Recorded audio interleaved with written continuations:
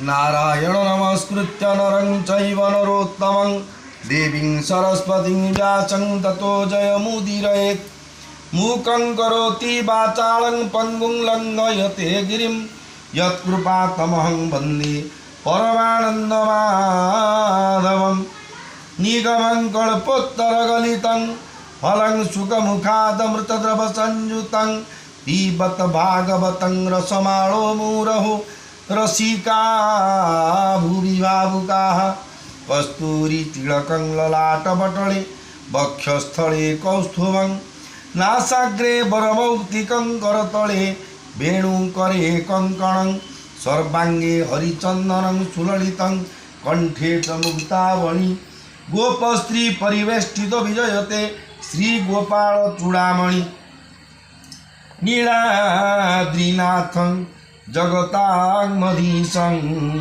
चिदं स्वरूपं शरणैकनाथं श्रीनीलगोत्राधिपतिं वरेण्यं सुरेन्द्रवन्द्यं प्रणतोऽस्मि नित्यं जगदानन्दकन्दाय प्रणन्तार्ति हराय च नीलाचलनिवासाय जगन्नाथाय ते नमः।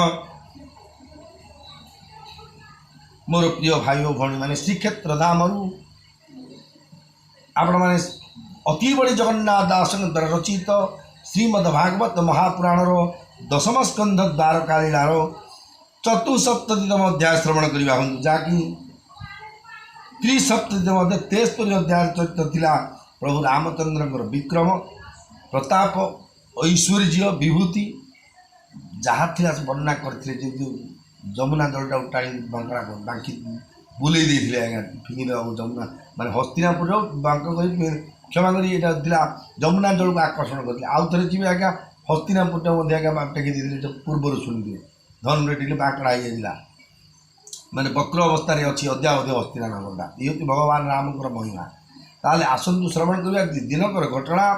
ओम नमः नारायण ओम नमः नारायण ओम नमः नारायण जो भगवान वैकुंठाधिपति प्रभु श्री जगन्नाथ महाप्रभुंर ये नारायण नाम को उच्चारण करी संसार स्वर्ग मर्त्य पाताल तल वितल तलातल सुतल रसातल पाताल पर्यंत एवं ये मर्त्यपुर महल को जनल को सत्य को तपल को भूलोक भूगोलोक महल को सत्य को ब्रह्मलोक पर्यंत सात चतुर्दश ब्रह्मांडर जिते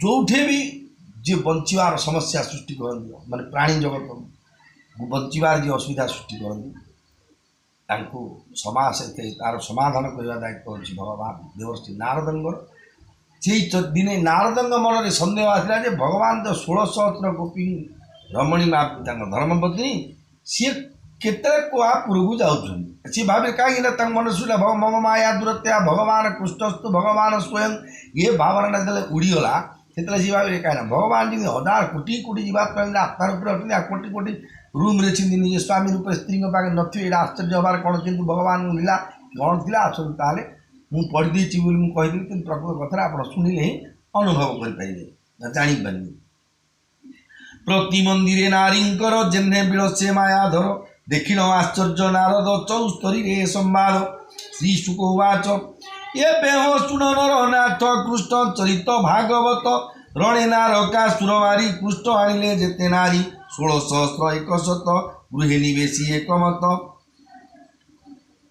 एके अनेक नारी बरी विवाह होइले नरहरि एके अनेक नारी रमे एक अनेक नारी रमे एते विचारी मन भ्रमे देखिबी बोली करी सध द्वारका मिले गोविंद देखिबी बोली करी सध द्वारका मिले नारद स्वभावी गोविंदं कपुर कियबा देवा पटांतर पुष्पित उपवन मध्ये भ्रमर पक्षी कलनादि नील कुमुद पद्म सार सुगंध कुसुम कल्हार हंस सार सोनादे मिशी सुंदर जलाशय दिशी शुभ्र प्रासाद नवलक्ष स्फटिक रजत प्रत्यक्ष मणिमर्कत तेज कांति रत्न सुवर्ण झटकंदी एकांत मार्ग चतुष्पथ हाट पाटणा सुशोभित देवता गृह यज्ञ शाल दिशंति जन्हे मेघमाल मार्ग अगणा राजपथ मार्जित चंदने सिंचित चित्र विचित्र रत्न कांठ ध्वजा पताका चंद्रातम ये द्वारकापुरी वर्णना भगवान जो द्वापर जुगे द्वारकापुरी से समय से द्वारकापुर सुंदर वर्णना आप श्रवण कर आप देखी ना मुझे देखनी केवल श्रीकृष्ण सीरियल की टीवी सीरियल देखी जो पूरा जाक से गोटे गुण आज्ञा बड़का एणु न लागे रवि तेज जही विजय देवराज से जदुवरपुर शोभा कीपटांतर देवा पृष्ठरंतपुर द्वारी देवे खटंती निरंतरी विश्वकर्मार शिल्पी पण जे पुरे होई प्रमाण 16 सहस्र कृष्ण नारी से पूरे गृह वस्तु करी कृष्ण सेवंती मन सुखे के कहू तांक पुण्य मुखे ब्रह्मानंदन एक पुरे मिले कृष्ण अंतपुरे विद्रुम स्तंभमान स्वये कांथ इंद्र नील समूहे फलक मान बही दुर्ज खंजित नाना मणिपुंज एणे ग जयी सर्वज्योति मेघे जे सने तारा पंती मुकुता दामे चंद्रातप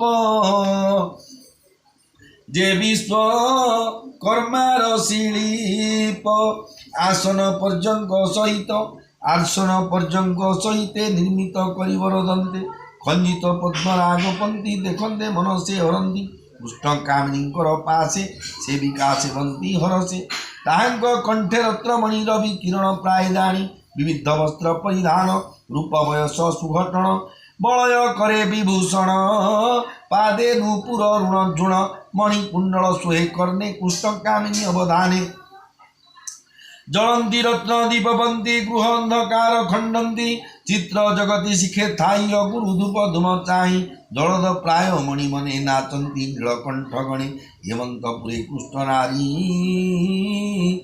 समान वय वेशधारी सेवंती कृष्णर चरणे निज मंदिरे जणे जणे दासी सहस्र बेणे थाई सेवंती भावे भावग्राही यमंती रुक्मिणी भुवने नारद मुनि शुद्ध मने मिलिले कृष्ण पासे जाई देखी उठिले भावग्राही धार्मिक बर ब्रह्म राशि लक्ष्मी पल्लंग तले बसी किरीट शिरे देव हरि न मिले मुनि पाद धरी नारद हस्ते हस्त देई आसने बसाइले नहीं मुनि चरण जुग धोई शिरे घेरिले भावग्राही ब्रह्मण्य देव दारो नाम सकल गुणे अनुपम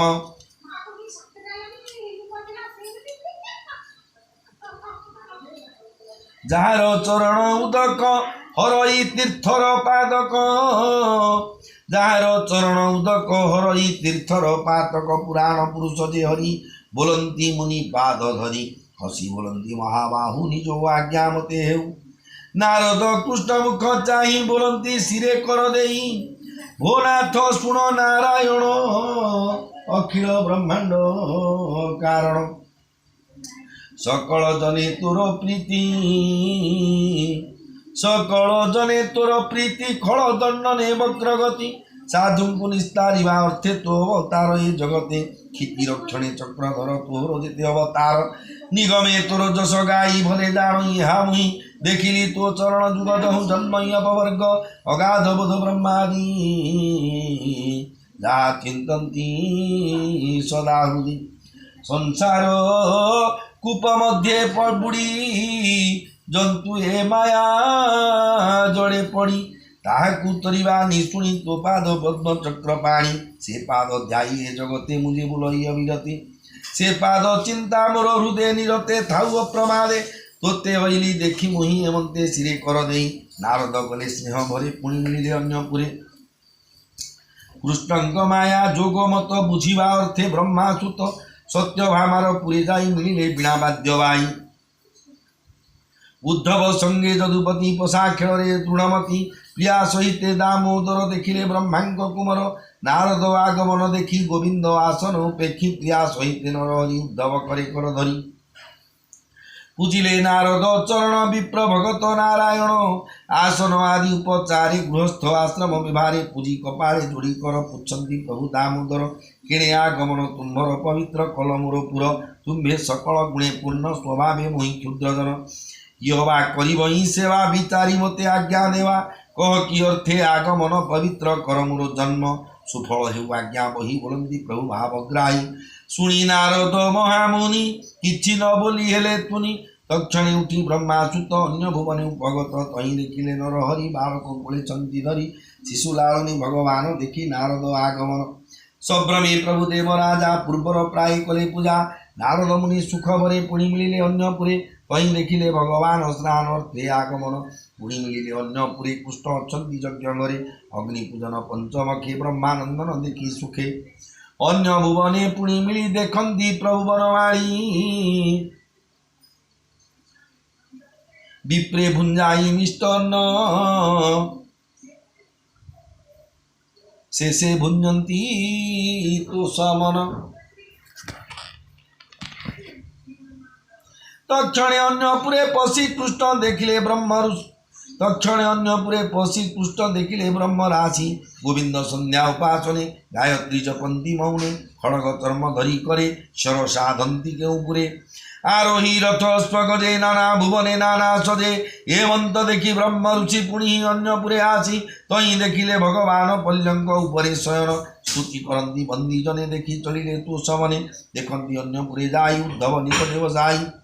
মন্ত্রণা মন্ত্রীগণ সঙ্গে দেখি নারদ ভাবরঙ্গে।